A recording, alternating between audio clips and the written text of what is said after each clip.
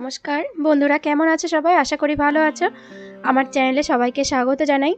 আমি এখন চলে এসেছি আমার হাজব্যান্ডের মামার বাড়ি। এখানে মহোৎসব হবে কালকে। আজ অধিবাস।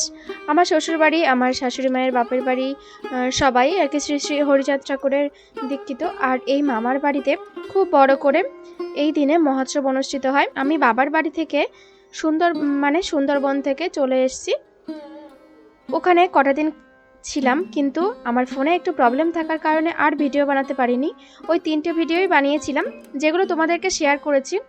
আর আমি কটা দিন নিয়মিত ভিডিও দিতে পারিনি, তার জন্য তোমাদের কাছে ক্ষমা চেয়ে নিচ্ছি। তবে এখন থেকে নিয়মিত ভিডিও দেওয়ার চেষ্টা করব। তোমরা প্লিজ আমার পাশে থেকো, সাথে থেকো। তো এখন সবেমাত্র সন্ধ্যা হয়েছে, তাই এখনও মহোৎসব বাড়ির লোকজন তেমন আসেনি, সবাই একটু পরে আসবে। আর তোমাদেরকে বাড়ি বা মন্দিরের চারপাশটা এতক্ষণ ঘুরিয়ে দেখাচ্ছিলাম। এখন দেখাবো মন্দিরটা। তো দেখো কি সুন্দর সাজিয়েছে ফুল দিয়ে। এবার মন্দিরের ভিতরে যাব।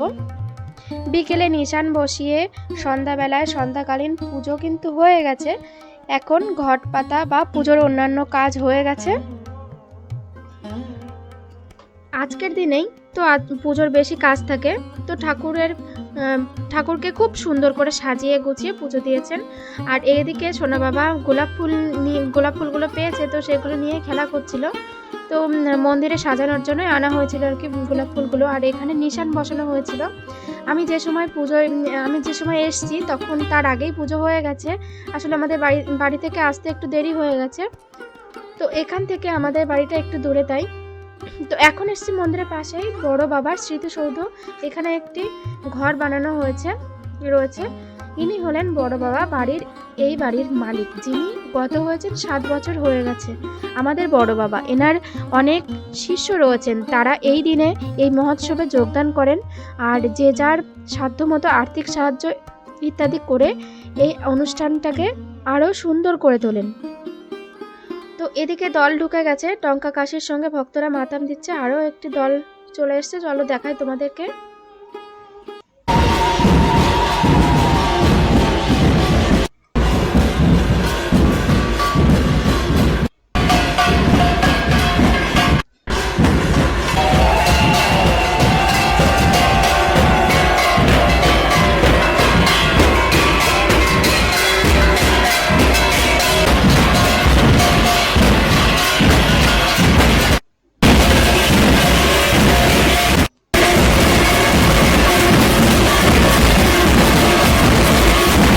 তোমরা দেখলে এতক্ষণ কিভাবে দলকে বরণ করে মন্দিরের ভিতরে নিয়ে যাওয়া হয়েছে এবং ভক্তরা কিভাবে হরিনাম করছে। এরকম প্রায় রাত 11:30 পর্যন্ত চলেছে। আর দলও এসছে 11:30-12টা পর্যন্ত। প্রায় 9-10টির মতো দল এসছিল। তো শাশুড়ি মায়ের মুখে শুনেছি আগে আরও অনেক দল আসতো, প্রায় মধ্যরাত পর্যন্ত দল আসতো। তো তারপর আমরা এখানে বসে রয়েছি, আমি, আমার ননদ, আমার সোনা বাবা, আরও অনেকে। তো বাড়ি থেকে স্লেট পেন্সিল নিয়ে এসেছিলাম সোনা বাবাইকে বসিয়ে রাখার জন্য। এটা পেলে বসে থাকে, বসে বসে ছবি আঁকতে থাকে, তো সেটাই করছে। তারপর খাওয়া দাওয়া করতে হবে। সবাই খেতে বসে গেছে, তবে সবাই একসাথে বসেনি। ওদিকে দল ঢুকেছে আর এদিকে খেতে দিচ্ছিল। যেহেতু অনেকটা রাত হয়ে গেছে, অনেকেই বাড়ি যাবে। তো চলে এসেছি তারপরের দিন সকালবেলায়। গতকাল রাতে আর ভিডিও করিনি, ফোনে চার্জ না থাকার কারণে। এটা কিন্তু একই বাড়ি, অর্থাৎ আমার হাজব্যান্ডেরই মামার বাড়ি। সোনা বাবা আর মা সবাই এখন আমরা যাব যে বাড়িতে মহোৎসব হচ্ছে সেখানে। আসলে যেখানে অনুষ্ঠান হচ্ছে সেটা মাঠের মধ্যে, এর পাশ দিয়ে যমুনা নদী বয়ে যাচ্ছে। আর বর্ষাকালে এখানে সব জলমগ্ন হয়ে যায়, তার কারণে এখানে জনবসতি নেই। তবে আগে ছিল, যেমন মামার বাড়িও কিন্তু এখানেই ছিল, কিন্তু এখন আর বাসযোগ্য নয়, তাই ওনারা একটু উপরে বাড়ি করেছেন। আর ওখানেই থাকেন, শুধু অনুষ্ঠানের সময় এখানে আসেন। আর এই জায়গাটার নাম হলো গোবরডাঙ্গা। তো দেখো চলে এসেছি এখন মন্দিরে। আর এখন সবাই সকালের খাবার খেয়ে নিচ্ছে, আমরাও খাবো। আর এটা হচ্ছে সর দিদি, বড় বাবার ছোট মেয়ে। সর দিদিকে দেখিয়ে দিলাম। তো তারপর দেখো খাওয়া দাওয়া করে উপরের বাড়িতে আসলাম, আর দেখো সব ভাই বোন মিলে রং খেলছিল, আমরা আসাতে আমাদেরকেও মাখিয়ে দিল।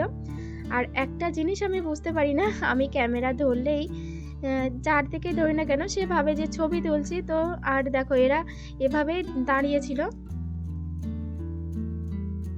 এখন আমার ননদ এই বাড়িতে এসছে আর তাকেও ধরেছে রং দেওয়ার জন্য, আমাকেও কিন্তু এইভাবেই আবির মাখিয়েছে।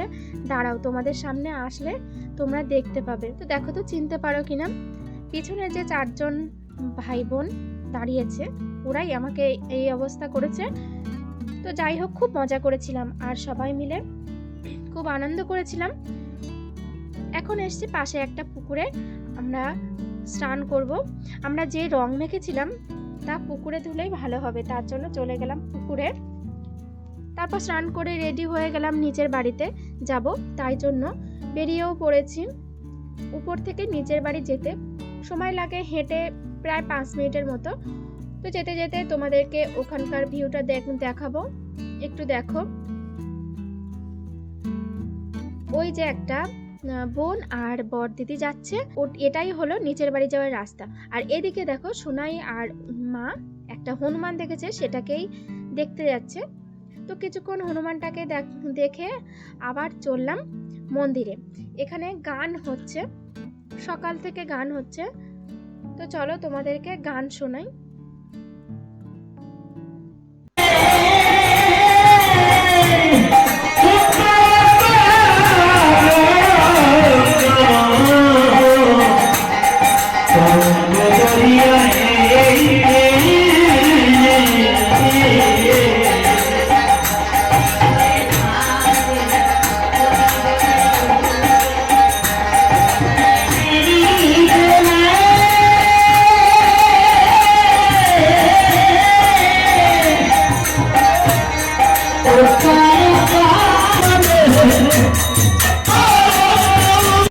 তারপর চলে এসেছে একেবারে দুপুরে, ঠাকুরকে অন্নভোগ নিবেদন করে দিয়েছে এবং দুপুরের পুজো হয়ে গেছে। এখন গান সমাপ্ত হয়ে গেলে মাতাম দিয়ে অনুষ্ঠান সমাপ্ত হবে।